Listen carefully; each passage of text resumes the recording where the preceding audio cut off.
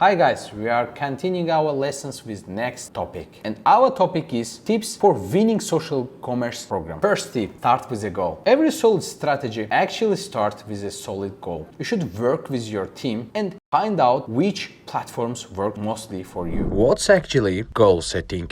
Some people may have trouble sticking to goals because they don't distinguish their goals from more casual, everyday self-improvement efforts. Just because you decide to start running every day doesn't necessarily make that a conscious goal. So let's revisit what goal setting means. Goal setting is a purposeful and explicit process that starts with identifying a new objective or project you want to achieve. Then you make a plan for achieving it and you work to complete it. Instead of just running with no particular purpose, a true goal would be more along the lines of starting a training program to complete a specific race, say a Thanksgiving Day half marathon, which requires much more careful planning, motivation, and discipline. But why is goal setting is important? When you set a goal, you take control of your lives or your work's direction. Goals provide you with a focus. The decisions you make and actions you take should bring you closer to achieving these goals. Setting goals keeps you moving, increases your happiness, and significantly benefits your organization. When you set a goal, you create a vision of what your life or your business could look like. Then you start pushing yourself and your team to get the best result possible. How to set goals in 7 steps. If your goals are so important, why do we fail to achieve them? Because we don't plan the steps to get there. A goal setting process forces you to think about the journey. In other words, how you are going to complete your tasks instead of just the end destination. Take a look at the steps to get started. First,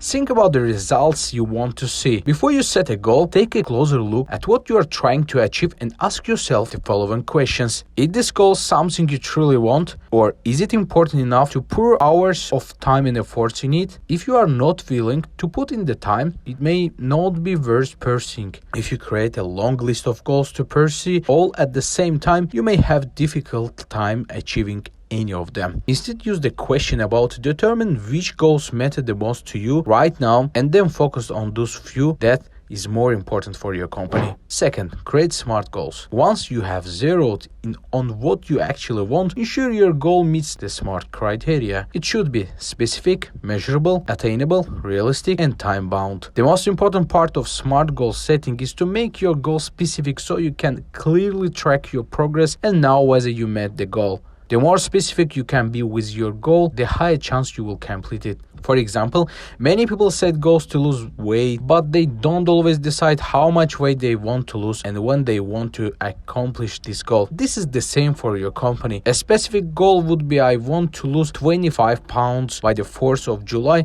This goal provides an exact amount of weight to lose and date to do it by. Third, when you write your goals down, they become real and tangible instead of vague idea that resides only in your mind. Once you have written your goals down, keep them somewhere visible. Put personal goals up on your mirror or near your computer screen. Put team's goals on the walls next to everyone's desks and include company's goals in internal presentations. This tactics reminds you to keep working on your goals daily. As you are writing down your goals, use a positive tone so you stay excited about completing them. Fourth, create an action plan. Many people decide on a goal but never create an action plan to determine how exactly they will meet that goal. Your action plan should include the overall goal you are trying to meet and all steps you need to take to get there. Don't be afraid to get creative with your action plan. Go back to your elementary school days and get creative. Write out your goal using crayons, markers, or colored pencils, for example. According to Forbes, creating an action plan, this activates a different part of your brain and cements the goals in your mind. Fifth, create a timeline as a part of your action plan. Use a timeline maker to help visualize roles, tasks, milestones, and deadlines to achieve your goal. Once you have set those dates, try to stick to them as closely as possible. A timeline creates a sense of urgency, which in turn motivates you to stay on schedule and finish your goal. 6. Take actions. Now that you are planned everything out, it's time to take action. You don't go through all that work just to forget about your goal. Every step that take should lead to another until you finish your goal. 7. reevaluate, and assess your progress. You need to keep your motivation strong to complete your goal. Consider scheduling a weekly evaluation, which could include measuring your progress and checking your schedule. Once you see how close the finish line is, you will feel more motivated to push through the end. If you are a little behind schedule, make necessary adjustments and keep going. Second tip, ensure that you know your audience, and you should know actually where they are most engaged. For example, fashion and beauty brands have a good home at Instagram, while Pinterest is perfect for interior designs. First, reviewing current data and analytics. When getting to know your audience on a deeper level, begin by reviewing any current data about this group you have already collected. This includes all relevant analysis your company has conducted about your customers since you have been in business. For example, maybe you already held a focus group with real customers who share their feelings about your products or service. This gives you a starting point to work from when learning about your audience on a deeper level. You already have some understanding of the real pain points and challenges they experience and what they need from your product or service. From there, consider the other types of audience-related information you are missing and need to obtain. For example, maybe you create an administrative survey for your audience members to get answers to much more specific product or service related questions you have for them. Second, look at previous success among your audience. When reaching your audience, don't neglect what's currently working for your audience in terms of your product, services, customer support, and marketing efforts. This valuable information tells you about your audience continued need for your product or service and why they are already enjoying the interactions with your business. As your business grows and product or service evolves, refer to this success when making decisions that impact your audience to ensure they are beneficial and necessary. Third, create buyer personas. Next, create buyer personas if you don't already have them. With buyer personas, you'll be able to understand the needs and wants of your audience and customers. They'll guide you product or service development and allow you to market to your specific audience more effectively. As a result of creating buyers personas, you will be able to better understand a wide array of reasons why your audience members need your product or service, how you can target and convert them, and create long-lasting relationships with them. Additional buyer personas help you entire business cross-team and cross-function stay focused on your target audience so you have a larger chance of reaching and connecting with them. 4. Conduct surveys. Another way to get to know your audience on a deeper level is through surveys. Surveys are effective for getting very specific answers to questions you have for your audience about your products or services, marketing efforts, customer support, and more. With surveys, you can ask your audience for both general statements and specific details about what they want and need from you, which efforts of yours they already enjoy, and what they recommend you work on. Surveys are always great because you can elect to make them anonymous, which often initiates participants to be completely honest, meaning you get the real data and results that matter. A simple way to do this is with the help of the customer feedback and survey software like the HubSpot offers. This type of system streamlines the process of creating, administrating customer feedback forms and surveys, and then collecting and organizing their results in one location. Whether you are looking for administer forms and survey about loyalty, satisfaction, or support and experience tips, keep an eye on your competitors. Keeping an eye on your competitors when it comes to all the aspects of your business is important to your success. This allows you to understand what your competitors are and aren't doing well, how they are targeting audience you share, and what those audience members are and aren't responding to. This will help you determine how to reach your audience in an effective way that's also unique for your business, all while saving your time in the process. Third tip, create engaging content. You should determine what kind of content is best for your target audience. And by knowing this, you should create your own social commerce content strategy and start with the best ones. First, use headers and subheaders. Using headers and subheaders is a great way for two reasons. First, they draw your readers' attention by acting as a focal point of your content, and second, they help to keep your content organized and on track. Second, be conscious. When creating content, you should keep your information short, sweet, and to the point.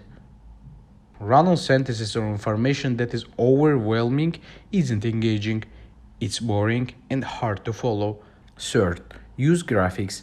Graphics such as pictures, videos, or charts and graphs are an awesome way to increase client engagement and get readers hooked. By choosing powerful graphics, you may be able to convey an idea much easier than you could with text. 4. Use lists. While lists shouldn't always be used, lists can be engaging readers as they are easy to follow and understand. Additional lists are easy to skim and provide immediately information without having to read a large amount of text. 5th, have a call to action. Every piece of content you create should have a call to action. At the end of each post, have a short sentence or paragraph telling readers what is you want them to do and give them an appropriate tools to do so. 4. Prioritize customer service. Implement social customer service. It means that you will handle all your customers' mentions, direct messages, and comments. How your organization determines priority will always be unique to the size, type, and philosophy of your business. In this section, we will go over the basics of how to prioritize customer requests just to get you started off on the right foot. First come, first serve. When in doubt, it always easiest to answer inquiries in the order that they come in. This doesn't mean that you have to answer to low priority questions about sales before the high priority troubleshooting request. But once incoming calls have been sorted by urgency, the safest and most equitable way to tackle the list is by doing so in order received. Second, allow customers to determine the level of urgency. While customers might not always have the same set of criteria for calculating urgency that your organization does, letting your users manually mark their level of immediacy is one great way to establish trust between the customer and your company. On your contact form, mark a drop-down section where your users can mark their request on a scale from least concern to needs immediately attention. Third, create categories for types of requests. A sale question for a casual shopper will probably be safe waiting for 6-18 hours, whereas a troubleshooting question from a corporate subscriber should be attended to as quickly as possible. Allow users to categorize the nature of their request, making them as a sales, general request, troubleshooting, returns, product failure, and etc. 4. Create categories for types of customers. Some businesses may choose to prioritize customer requests based on they are returning customer, frequent buyers, or more. Urgency should always come before the grade of submitting customer. However, you might find that the urgency of the request in fact correlates with the level of the user. Typically, big-ticket requests are issued by larger companies subscribed to your product, and the issues experience may have a large-scale effect. 5. Response quickly, no matter what. It's an awful feeling sending your request into the either with no confirmation of whether or not it was received, even if the low priority message that just fell into your representative inbox has 100 other inquiries in front of it. It's in the best interest of both your organization and the customer to send a prompt confirmation notice that their request was in fact received and will be addressed in due time. 5th and last tip. Test and learn to find what works for your brand. Try and test all social media features until you find the best one that works for your business. First, an organization's testing process must include policies for deciding what kinds of tests are appropriate for resolving different types of questions, along with additional policies to support test prioritization, execution, and management. Second, an organization's learning process is focused on actionability and decision-making, effectively promoting the results of tests through concerned actions that align business objectives, business growth, operational efficiency, and marketing knowledge. Secondly, there are two supporting aspects that are equally important to support and maintain this data-driven mindset. Third, a test and learn culture that aligns the team, enforces accountability, invests in process and tools, and drives the desire to maintain a rigorous data-driven standard. 4. A clear vision of the type of strategic and operational objectives to be tackled and how to mitigate cross-functional conflicts.